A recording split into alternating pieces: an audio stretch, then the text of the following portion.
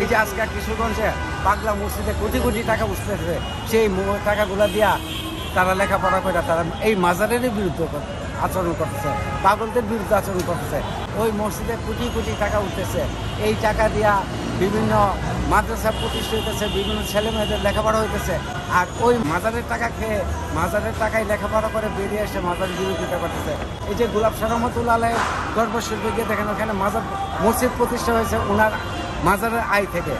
এই মাজারে ইমামতি করতেছে, নামাজ পড়তেছে, আবার ওনার বিরোধিতা করতেছে। এটা থাকবে। মানে আপনি বলছেন যে পাগলা মসজিদের টাকা দিয়েই সে পড়াশোনা করতেছে, যারা পড়াশোনা করতে তারাই আবার পাগলা বাবার বিরুদ্ধে বা মাজারের বিরুদ্ধে বিভিন্ন অজুহাত খুঁজতেছে। মানে এটা কেন কেন হচ্ছে?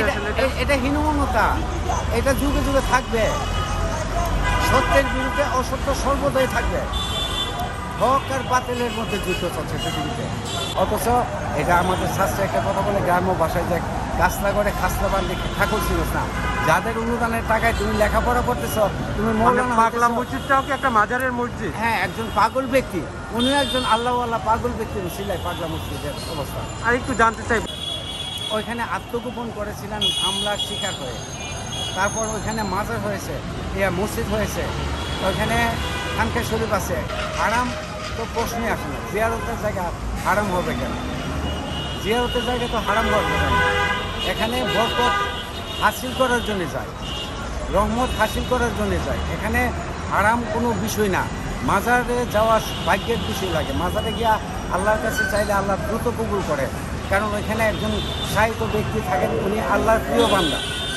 আল্লাহর প্রিয় বান্দার সুপারিশ আল্লাহ কবুল করেন।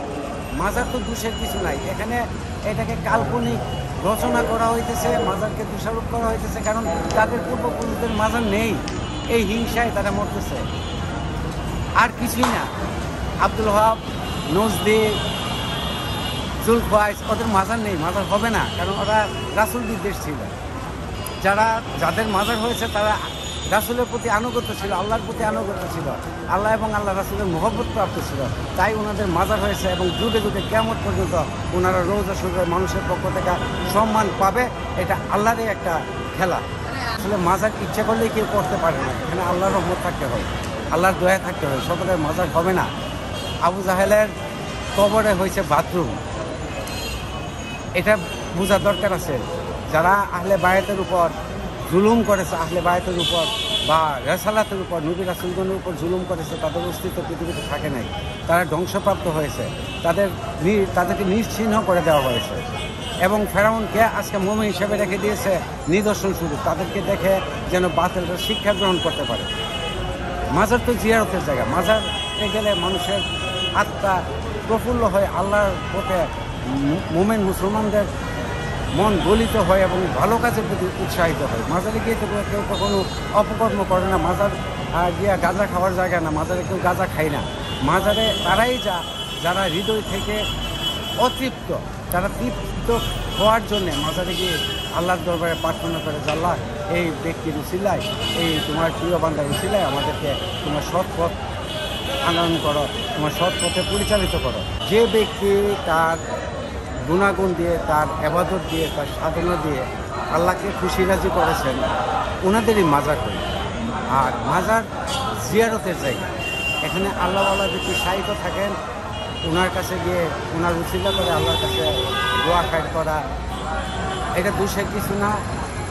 পৃথিবীতে যুগে যুগে আদম আলাইহিস সালাম থেকে শুরু করে যত নবী রাসূল আছেন, প্রত্যেকের মাজার শরীফ আছেন, রওজা শরীফ আছেন, এবং ওনাদের অনুসারী যারা আল্লাহর নৈকট্যপ্রাপ্ত, ওনাদেরও মাজার হবে।